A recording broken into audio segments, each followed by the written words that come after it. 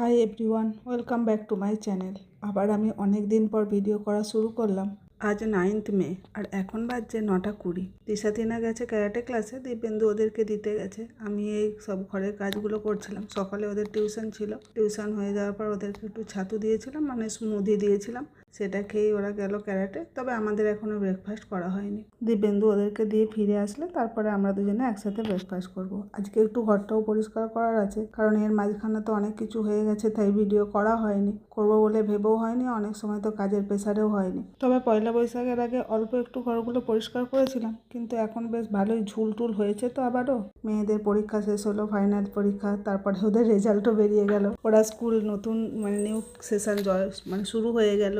এই সব কিছুর পরে আমার ভাইয়ের বেবি হলো, মেয়ে হয়েছে। তো এই সব কিছু হলো, তারপরে ভাবলাম শুরু করব পয়লা বৈশাখ থেকে। তো দিব্যেন্দু ঘুরতে গেছিল শ্রীলঙ্কা, সেখান থেকে ফিরে আসার পর ওর চিকেন পক্স হয়েছিল। তো সেই নিয়ে আমি একটু ব্যস্ত হয়েছিলাম, তাই জন্য আর ভিডিও হয়নি। এরপরে তার মাঝখানে যতবার ভিডিও আপলোড করার ভেবেছি, কিন্তু সেই ভিডিওগুলো এত জমে গেছিলো যে আর ইচ্ছে করেনি যে না আর ভিডিওগুলো করি, কারণ 1 মাস 2 মাস পুরানো হয়ে গেছে। সেই ভিডিওগুলো দিয়ে আমার ঠিক ভালো লাগছিল না দিতে, তাই জন্য দেওয়া হয়নি। দেখো আমার ছাদের গাছগুলোতেও কিন্তু আমি সব প্রুনিং করেছিলাম। ওটা তোমাদেরকে দেখিয়েছিলাম যে ছাদের গাছ আমি কিছু কাটিং করেছিলাম, শিকড় কেটেছিলাম, এই সবগুলো করা হয়েছিল। সেই সব করার পরে দেখো কয়েকদিন তখন বৃষ্টি হচ্ছে, এরপরে গাছগুলো দেখো কি সুন্দর দেখতে হয়েছে। তবে আমার এই মাঝে মধ্যে এখন ছাদে যেতে আমি হয়তো 2-1 দিন বৃষ্টি হচ্ছে না তখন যদি ছাদে না যাওয়া হয়, তাহলে একটু গাছগুলো হয় জমে যায়। তো আর এইভাবেই চলছে। তাই জন্য ভাবলাম যে এখন একটু তো দিব্যেন্দু ওর নিজের কাজে ফিরেছে, এরপর আমিও আমার কাজে ফিরি। তাই আবার আজ থেকে শুরু করলাম ভিডিও করতে।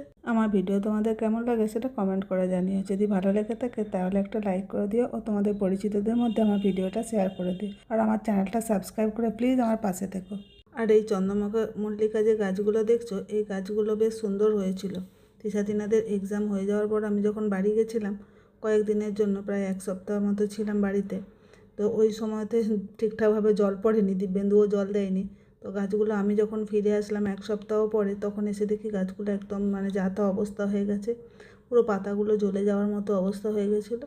তো আস্তে আস্তে সেগুলো জল দিয়ে ছাওয়াই রেখেছিলাম। তারপর জল দিয়ে এখন বৃষ্টির জল পাওয়ার পর একটুকু গজিয়েছে।